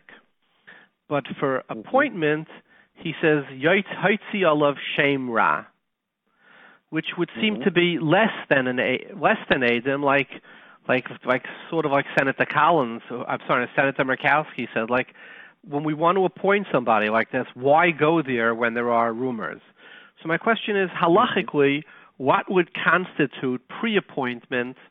And there have, like you say, there have been cases in both continents, ours as well as yours, of rabbanim who have been accused post-hismanus of something. But I think post-hismanus is a whole different chaimer, a different gravitas than pre-hismanus. So what would constitute shem ra? But you mentioned something which is very poignant, which is a kolek de pasik. That, for example, that is something in Halacha, in various places in Halacha, the poskim mention kolek de pasik, something that has relevance.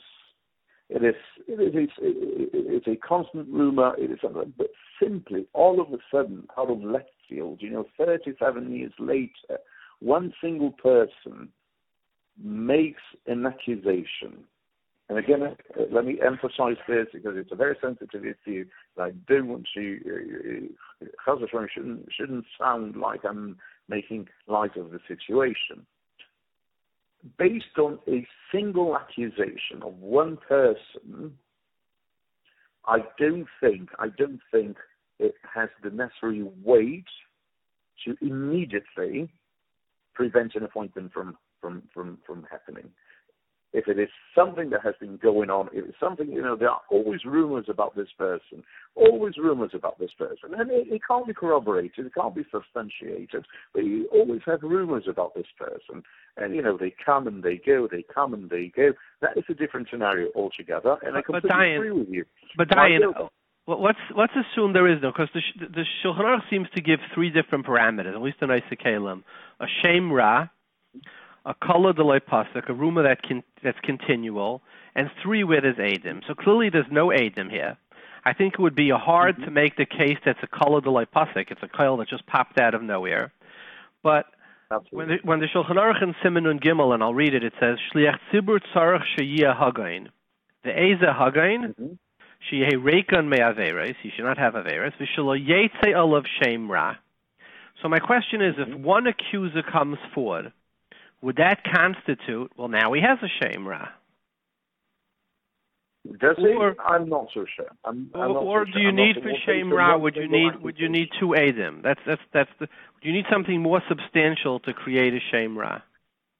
I think you need something more substantial. I think based on one single accusation, I don't think we can immediately ascribe this person. All of a sudden, especially if it is someone who is known in the Kehilath, who's known in the Kehilath and is being a shliach tzibur in different places, and he's progressed in his career, and now all of a sudden he's going to be appointed as the chief cantor of the great synagogue wherever it is. And then there is one person saying, 37 years ago he misbehaved and he did something terrible to me, and you should not appoint this person. And on the other hand, you have decades of service in the public sphere, in the community, and an unblemished record. No accusations up to that moment. One single person coming up, halachically, I can't see one single accusation without any further corroboration as being carrying so much weight as to give this person a shemra. Okay. There might be a question mark. There might be a question mark associated with this person's name, and as I said, depending on the credibility of the accusation, and all of nowadays, especially when it comes to accusations of that specific nature, the Rabbonim, the Dayanim, the Bati Din across the world have made it abundantly clear that it's something that needs to be taken into account, needs to be taken into consideration, investigated. It can't be simply dismissed. We have to relate and support the victims of such tragedies, and even in the stage of an accusation, we look into the situation. But as Rabbi Yosef says over there, and Rav Moshe Weiss also writes a very, very powerful tshuva, asked about the same thing. It's published in the same Kuntras Jeshurun, volume 15. Rav Moshe Weiss also mentions there, both of them mentioning, arriving in a way at the same conclusion. They say that it is very easy to destroy someone's life, to make someone's life a living hell,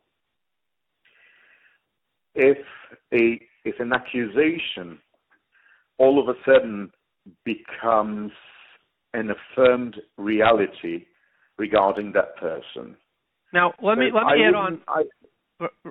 Continue. I apologize. Yes. No, not at all. Okay. So Rabbi Dayan, let me ask you a question. In the Gemara in Psachim on Daf Kuf Yud Gimel, the Gemara brings Shloisha Kadosh Baruch Hu Sainam. 3 the Rabbeinu Shalom hates. One of them is Haroya Dava Erva B'Chaverei Umeid B'Yechidi. A single witness to come forward to accuse. And the Gemara says, like, Tuvia was chayte with some type of an Avera, and Zigud came forward singularly to accuse him in Bezdin. And Rav Papa, ironically, gave Malchus to the accuser. He said, because since you can't prove your point, all you're basically doing is destroying this person's reputation. And he says it says Lo Yakum Eid Echad V'ish. He gives a pasuk to.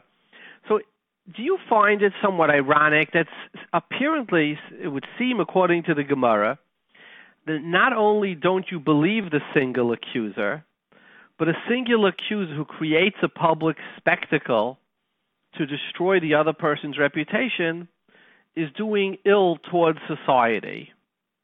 So here's the debate. On one hand, or I'm not ill towards society, is doing ill towards the accused. They're basically using the public microphone as a way to destroy somebody's reputation. So they say they give Malchus to the accuser. So how do we balance, on one hand, the need to protect society from, be it pedophiles, molesters, or in this case, attackers, right? Alleged attackers, vis-a-vis the need to. Rav Papa took the opposite view of it. He said, "We're going to give you Malchus." How do we, as a Dayan, how do we balance those two seeming almost, the tension between the two of them? And without contradicting the words of the Gemara, but I think that in our day and age, unfortunately, the perverse society in which we live, the situation is we've seen too many cases, and we've seen too many cases where people remain silent. And Rav Papa gives his opinion, and the Gemara says, this person should be given Malchus, but that was only after the fact. There's a situation in which you have a person who should be given Malchus, and on the other hand, conversely, I think that the approach of established Batei Din nowadays is not to discourage people who know something to come forward. On the contrary, people are encouraged to come forward, and indeed in specific situations, in that same letter we mentioned at the beginning of our conversation, Rabbi Yossi's letter, when he quotes the Rashba there, which is also quoted by Rav Osher Weiss, the Rashba says that there are certain times in life in which we need to think outside of the box. I'm ad-libbing in a way in English, explaining what the Rashba means there. There are times in which we need to think outside of the box and even come up with extreme measures and permit now things that we would not permit before in situations when an avera or a wrongdoing has to be prevented, corrected, so on and so forth. So, whereas, and that is probably a tremendous part of the avoider of a Beis Din in establishing the credibility of the person who is coming and who is conveying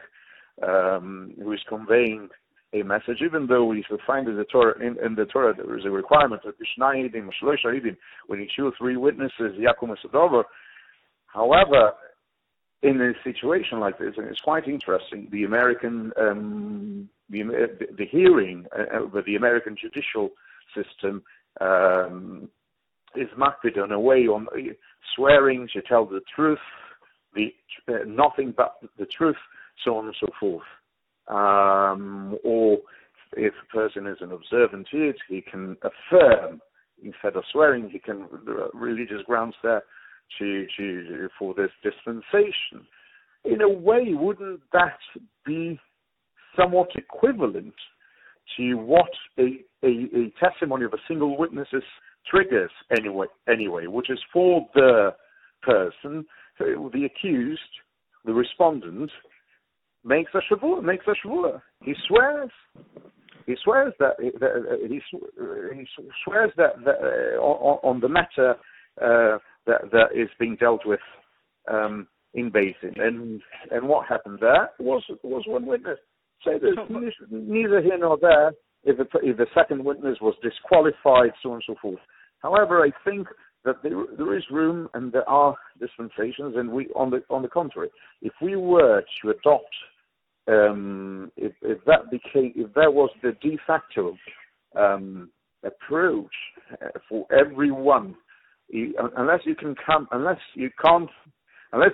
to Basin with a second witness who is going to corroborate your claim you can't come to Basin, that would be a tremendous. I think that would be incredibly detrimental. So what do we do with the Gemara then? What do we do with the Gemara? And the Gais Neemanus brings it to Halacha. The Gais Neemanus in Hilchos beginning in Perek Aleph Hilchos Eidus, he said, "Lamadnu Eid Echad she'edei b'chaveri avein davar she'in roya lashbiei lo ye'ez alav v'm heyed loika mishum da'afik shum bishalayu." He's destroying the person's reputation. K'namrina b'psachim gabei tuvya v'zigud. So I emotionally and logically certainly agree with you, but this Gemara is problematic, isn't it? I think, yeah, but on the other hand, we are shluchim of those who came before us anyway. Our batei din, nowadays no one has smicha, an unbroken chain of smicha, Moshe Rabbeinu. We are shluchim of those who came before us. We're in a lower madrega. I'm not saying chas v'shalom we shouldn't heed or keep the words of the Gemara, but everything is on a lower madrega. Our spiritual level is on a lower madrega. Everything is on a lower madrega. Our behavior, our overall behavior, maybe things that happen today did not happen back then. If someone nowadays, we are, even though we have the din of Korov the apostle, yeah, we have the din of Korov the apostle when it comes to giving edus. Nowadays, the majority of Batei Din will not betrayers edus, but they will hear people who are lachikli Begeder Korve Tosul, and they will hear that testimony, and that will have some relevance in the reaching of a decision, of a psak. Why did they do that? Why did they? How are they able to get away with that? No, because it's not the Torah of Eidus. It's not the Torah of Eidus. The Torah is, whatever it is. If you need to clarify something, and the only person who knows it is, if the only person who knows about an accusation, yes, the only person who knows about a serious accusation, if happens to be a lady, and she's the only one who could be called, as happened, as I mentioned at the beginning of our conversation, as happened, unfortunately, a number of years ago in our town over here. The vast majority of people who knew, who had more details about the problem, the matter, the serious problem that was being reported, the vast majority were ladies. And they accepted the testimony of the women. And they were heard. They were heard. I'm not saying it was with Trillis Abus, but they were heard, and their opinion was taken into account in reaching a decision whether or not to remove someone from Rabbanus. Yeah, Rabbi Dayan, is it possible that the case where the Shulchan Aruch says he shouldn't be heard, or the Gemara says he couldn't be heard, by the case of Tuvia, is where he was making monetary damages, which he knew he couldn't prove, so all along it basically turns into all you're creating is destroying the person's reputation. Whereas where it's a case of lafrushe me'isura, where it's a case, l'mashal, somebody saying something, the Ramah, for example, in Siman Chav Ches and Chayshim Mishpat says an Eid Echad is not Neman, should not be listened to on an Isser that was Nasa, and it's considered a Moitzi Shemra. But he says if it's Lafrushe Meisura Yachel Lahayid. So could the argument be made that all these, let's say, children, a child who comes forth with an accusation, he would have a right to go to Beis Din because he's saying Lafrushe Meisura, this could happen to another child. Or if it would be a case of a Rav who a woman says, or whoever it may be, attacked, or he's saying he may attack somebody else, would you consider that maybe it has a din of lafrushe meisura on the haba, on the future? And it's a way of protecting society. Absolutely. It's a tikkun for the society. Absolutely. Let me share with you a story that happened. Well, it's not a story, it's a case that happened some around 9-10 years ago. It was a young boy, a young bocher, who was about to be married, and he was at the time maybe 20, maybe 21, had been to yeshiva, Baal Tshuva, had been to yeshiva. He was introduced to a very nice young lady, Baal Tshuva as well, had been to Sem, and they decided that they were going to get married. Very good. Now, someone, out of the blue, a third party, came to one of the Rabbonim in the town and said, this person, I want to tell you something, this bocher is not really Jewish. Why is he not Jewish? Because his mother was adopted as a 3-day-old baby by the parents, but her parents were Holocaust survivors. They survived Auschwitz, and they were experimented on by Mengele, Machshlim Zichrei, and as a result, she couldn't have any children. And I know this for a fact because this lady, the survivor, was very good friends with my mother, and my mother told me. So I'm now doing a service. I'm protecting the Yiddish Kehilath. There should be no tarevis. And I'm telling you, Rabbi so-and-so, that this boy is not really Jewish. Let me ask you this. What's the halachic status now of this boy? Well, I think, don't we say to passel a person, you need to aid them, don't you? Oh, so that, and besides, there was a chazaka. The mother, it was the first time in 50 years, that this subject was being brought to anyone's attention. where did this man get his information from? From his mother, who told him 50 years ago. It became, in a way, it split the Rabbonim of the city. So I proposed, you know what? Let's do something. Let's agree on someone, and everyone, and the shah is going to be presented to that Godel, and whatever that Godel says, that's what you shall do. So the agreement was that they would ask Rav Osher Weiss this question. And Rav Osher, in a very, very precise tshuva, he said, that there is absolutely nothing here but Shmuis and Moiti Shemra and Rechilus. So that we can all of a sudden say there is no Eidas, there is no nothing. There is someone who is saying something who could be incredibly detrimental to this boy, to his future wife, to the mother, to the Kehilath, to the Sholim HaKehilath. So why? Because all of a sudden, someone is venturing the possibility that this ever happens. So no, shouldn't listen to, and he writes that, and it's a mitzvah for one of the Choshev Rabbonim of the city to be his Masada Kiddushin, so as to affirm that there should be no further tickpoke on this boy's Jewishness. So in closing, Dayan, when somebody comes forward, a child comes forward, and he says, you know what, somebody did so and so to me, right? And it starts a rumor, right? Do we say, well, there's no ages here. You have the Gemara that says, do we say, let's protect society? It's going to be very hard with a child. This is a 6-year-old or an 8-year-old or a 10-year-old child to get a corroboration because these things are done b'tzina.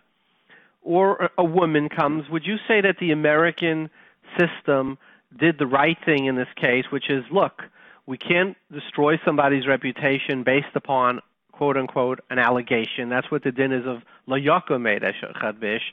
What we should do is, in effect, ask the FBI to investigate, and absent the corroboration, what occurred basically here in the United States is almost in direct line with what halachically would occur. Well, as I said, I'm not American, so I don't want to I don't want to say anything that might sound as if I'm criticizing America or the system. I think from an outsider's perspective and from a halachic perspective, to play this out in the court of public opinion, I think, and I understand the political machinery behind it, and that is probably the reason why it was dealt with the way it was. But putting that to one side for a second, if that situation happened in a community, I think even be it with a child or with a woman or with a man, I think the allegation should be probably not 37 years later, but even if it is 37 years later, I think it should be brought to the attention of a reputable Bais Din or Das Torah in town, who should, in a diligent but discreet manner, so as to protect the actors involved, should do his due diligence, or the Bais Din should be doing their due diligence in analyzing the situation, ascertaining the facts, and then deciding on the matter, if the matter is to be handled one way or another way. If it is a situation, as has happened, a very public case in America in the 80s of someone who ended up relocating to Eretz Yisrael, and warnings were sent to Eretz Yisrael about that. Say the Haregis published a track about this person. If it is if the conclusion of the investigation, of the best investigation, is that this person is really a danger to society, then it should be made public. It should be made widely public, and everyone should know about it, because then you're protecting society. But merely to destroy someone's reputation based on something that is, as yet, at the time of the accusation, uncorroborated, from a halachic standpoint, I think it is malish it's terrible. It would be absolutely terrible if the person did. If the conclusion of the basing is that those allegations are indeed a reality and the person is a serious or repeated offender, then Bezin should go to any lengths to ensure that this person will not be mistaken, not endanger society, the place where he lives. Well, Dayan, thank you very much. It's been an honor to have you on with us. Thank you so much, Reb David. A real pleasure, and I wish you bracha v'atzlocha in every single one of your endeavors, and long may they continue. Amen. Khal tova, good job. Thank you. We have on the phone with us Reb Meir Seewald, who's an advocate of victims of sexual abuse.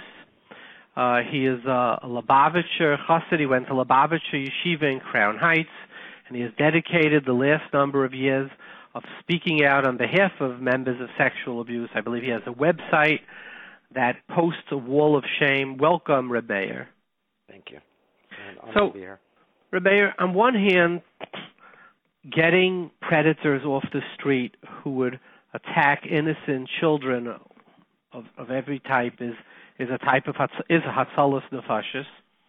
On the other hand, putting somebody's name on the wall of shame is an act of great responsibility because it indeed does shame the person. How much Neemanus does somebody need? Like a child comes forward, or a woman, and she says, so-and-so molested me. Similar like to the Kavanaugh case. If this lady, Dr. Ford, had come to you and she said, Mr. Kavanaugh assaulted me, and you called him up and he said, I totally deny it, what would your response be as somebody who runs the wall of shame? So it's a tricky answer when we're involving what just recently went on, and I don't want to compare it because with the case, it turned into political. It's the Republicans versus the Democrats, which I don't know much about, and I'm going to give you an example of a real case. If somebody comes forward to us and they make a complaint, if it's a child, as mandated reporters, it must be reported to law enforcement. They are the professionals that are trained to deal and interview children, and there's a thorough process. And if it's something that happened many years ago, first thing is when people come forward to us, it's not about posting their abuser. It's not about putting him in jail. One of the first things that come out of their mouth of any victim, survivors that come forward is, I'm sorry for taking your time, I'm sorry for bothering you. And they come forward that they want to make sure that the person that abused them is not doing this to anybody else. They're not, most 99% of those that come forward, it's not about revenge. It's about making sure that other children are safe. What happens if the person denies it? So we do an investigation. I'll give you an example. We had an individual, I'm not going to say any names here, but we had an individual who we had an accusation. There's an accusation about him. We started, speaking to other classmates. We found another victim. We spoke to about 200 kids that went through his class, and we found a total of 9 or 10. So none of them wanted to really go forward, and they basically, only one of them wanted to go forward. If he would never, he would go forward if the person would not, if the person would guarantee not to work with children. He didn't want to even put another year in jail, and it ended up this person went and continued to work, and we confronted him. He didn't want to speak to us. Meir, I think that the vast majority of our listenership would agree, at least I think those who have moyach b'chad kadam, that if there are 9 children who corroborate something, it's al pi shnayim eidim yakum davar, 2 is enough. What happens if you would have a simple he said, she said? So a simple he said, she said, we would investigate, try to find others. When there's one, there's many times others, and we would confront the person. We would speak to the individual. But many of them do speak about it, and it's very hard when it's just one accusation. What do you do? What do you do? So on one hand, you believe the accuser. but the other person, the accused, vehemently denies it. And pishnayim edim yakum davar. If we ruin a person's life or do severe damage, LP1, it's very problematic halachically. What do you do? There's no corroboration. Similar to the case like we just had, there's nobody to corroborate what she said. Right. So in that case, there was many different. But assume it would be without all the political. Without all the political is still making a statement on it. But by us, if one person would just come forward, make a complaint about somebody, there is nothing. We would tell them to, we would hold their hand while they go to law enforcement and let them deal with it. And if they, we would confront, we would speak to the person. But even when you speak to the person, not every single person is going on the wall of shame. And sometimes people say more, sometimes people say less. And the time it even comes to an individual getting to our wall of shame, it goes through a thorough process. So I'm saying, so one-on-one, would you do it or not? I'm just trying to get... I wouldn't, I don't give the haskama. If somebody goes on the wall of shame, we have 7 board members that review it. 2 of them are rabbanim. We have a prosecutor. We have 2 therapists that treat victims. But Rabbi, you've been doing this now for 6 years or 9 years, whatever, and I think it's an act of atzalos nefashos. So you're not getting a hostile questioner from me. But I just, out of curiosity, you've seen this many times. Have you had a case where it was one-on-one, you couldn't corroborate it? Would you, with the one-on-one uncorroborated, historically, has your board ever put somebody on the wall of shame? Offhand, I don't believe so. Now, are the Rabbanim, are they public, or do they keep it private who your Rabbanim are? So we have a public board, and then we have the private board that reviews the cases. And if everybody knew who reviewed the cases, they would be getting called 50 times a day. Even our board members still get harassed. Who are there any Rabbanim on your board members? Yes. So Rabbi Yosef Blau from YU, and Rabbi Elchanan Tauber from Los Angeles. Okay. It sounds like to you feel like you do need corroboration. You're telling me that besides one person say so. Correct, but even somebody coming forward to us, it's also about whether we're going to believe and we're going to support victims. Should we support every single one that comes forward? Now, in our community, those that come forward, it comes with a heavy price. We're many years behind where someone can come forward and people will look at him or her as a hero and you did the right thing. Right now, if you come forward, you have the chance of being ostracized in the community. You're going to get your family, your kids, intimidation, harassment. People are going to look at every skeleton in your closet to show how you are not trustworthy. And that's, I wasn't, maybe I was a child, but I've heard that, to give an example, children that were Down syndrome, and you can, if this is wrong, please correct me, 20, 30 years ago, the people would actually give their children up to adoption because it was such an embarrassment.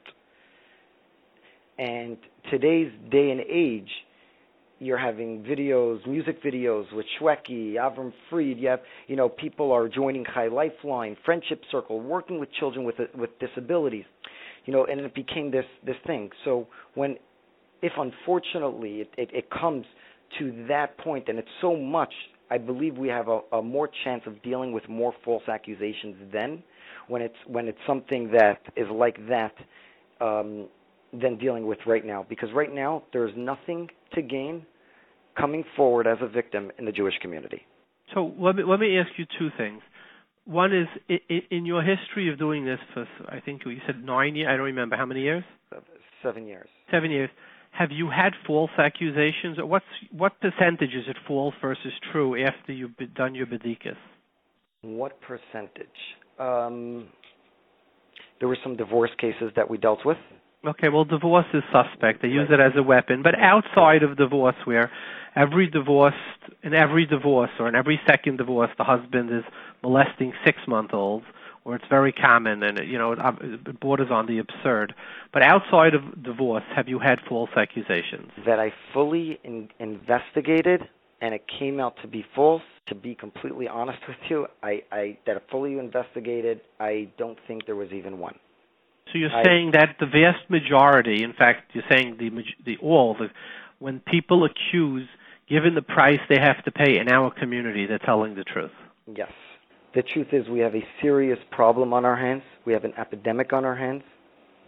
And it's up to our leaders, our askanim, our arbanim, to really, really step forward, not with meetings, not with drafting any sort of statements and saying, report. It's actually standing up publicly and saying, we admit we have this problem.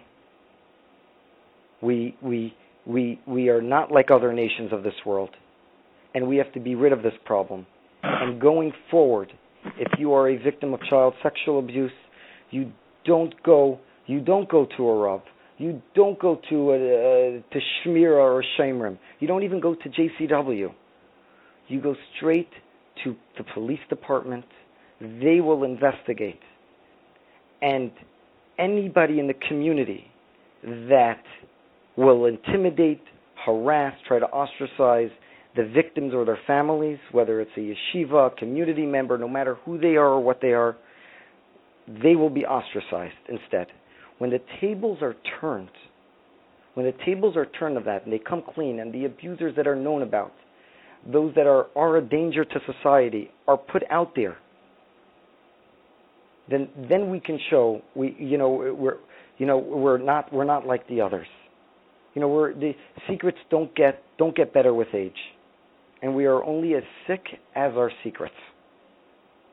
And it's possibly worse by us than it is even worse than in other communities. And else, to go back, it's not saying that all rabbanim and leaders are covering this up. I don't think all of them are covering it up. Yes, some of them are outright doing it, but many of them may not be educated on really the ramifications of what will happen if they will know that most of these kids that are overdosing, that are dying, that are leaving the derech, that are turning to drugs and alcohol, the divorces, the marriages that are so, the people are getting divorces, that they realize that so much of this stems from being abused. And if this was eradicated, it won't be fully eradicated, but if a good 50 to 75% of it was changed, so many other problems we have in the community will not be there. So here's my challenge to our listenership. Mitzvah Tafresh Yadal it is, or Tafresh, what is it, Taf Tesvav maybe, Loisaguru Mipnei Ish. And the Chinuch says, what's the mitzvah? That a person has a mitzvah lahatzil ha'ashuk, to save the victim, the hurt, the child, lahatzil ha'ashuk. And I say, everybody was so makbid on kashrus, on Chalav Yisrael, on Lulavim, and our Esrogim, and Tefillin.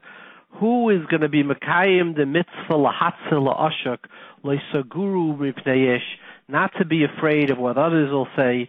Vote with what you believe is right.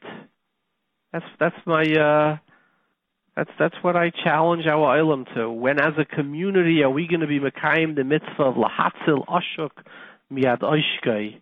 To any victims, survivors of child sexual abuse that are out there that are listening, I want you to know that you are not alone. I want you to know that whatever happened to you is not your fault. I want you to know that I believe you, JCW believes you, Reb David believes you, many survivors out there believe you. And don't think it's your fault to what happened to you. Reach out, take a moment to reach out. Don't live with this secret. Don't live with it inside you. I know the pain, I know the feelings, I know the thoughts that you're going through. I've been there, and it's not easy. Reach out, get support. Reach out, whether it's to any organization, whether it's Relief, JCW, Amudim, OL. Reach out and get therapy. Share your story. Reach out. There are grants that help you with therapy. Don't live with this. You can live a happy and healthy life, and you don't deserve to live like this. It was not your fault. I love you, and so many others love you and cherish you. Well, Meir, I think you're a Lamed Vav Tzaddik. Maybe after this broadcast, it's not Lamed Vav anymore. And Rabbi Shalom should give you the koyach to continue in your work of Hatzalas Nefashos. Thank you. And this is the answers to last week's Halacha riddle. Yeah, hi. Beautiful show. I'd just like to answer the two riddles. This is Mr. Horowitz from LA. I just wanted to answer the two riddles. Firstly, I think that the riddle about the Puravu, I think it has to be understood that it obviously is a 1 in a million case. It's Yechidim that are shaykh to such a thing. And the riot to that is that out of all the greatest people that existed in times of the Gemara only had one example of Ben Azai that Nafshei Chashka B'Atayr to the point where he was able to do such a thing. I think that has to be understood right from the get-go. The Gemara in Yevamos brings down the reasons why one should get married, and the first thing the Gemara says is Hashem says, a person shouldn't be with himself. If I'll give you an Isha, right, and therefore a person should be with Dalak the Ishtay. So I'd assume that we've answered that someone like Ben Azai that was Nafshei Chashka B'Atayr to the point that he was so connected, so that would be considered that he was not Levade. He was not by himself, and he wasn't the Dalak the Ishtay. He was the Dalak the Torah, and that is, you know, that in that way he fulfilled the Loi Tevei Echad Levade. And the other reason is obviously Puravus, that you should fill up the world, Yishuv Ha'olam. I guess we'll have to say for this Yachid, for him, he'll be Mekayim that through the payers of his Torah, of his studying Torah, of his Talmidim, etc., that would probably be included. That would probably be considered as his payers. Now, obviously, most people are not right to that. Very, very, very rare, and that's one point. In terms of the second riddle, with Chava and Eitzadas and what's wrong with making Gedarim, I think that it's not just 100% true. It's recommended to make Gedarim in Susi Ad-Latera. However, the mistake that Adam and Chava made was that they said that the Tzivui of Hashem was the Geder, and that's not true. Even when a person makes a Geder, it has to be very clear what the Geder is and what the Mitzvah is and what the Tzivui is and what the Isra is. And the minute that a person turns their Gedarim into Torah, that's where things get dangerous. But the Gedarim, the Geder wasn't Hashem's Tzivui. And the Nachash asked her, what's with the tree? She said, Hashem said we're not allowed to eat from it and we're not allowed to touch it. And that's not true. Hashem didn't say that. She could say, and we, out of the goodness of our heart, out of the commitment that we have to the mitzvahs, and the fact that we don't want to be nichshal, we decided to make a gather not to touch it. But to say that was the Tzivui of Hashem, that gets people into problem, and that's where the problem ultimately begins. That's Garim B'Chet. Anyways, thank you very much.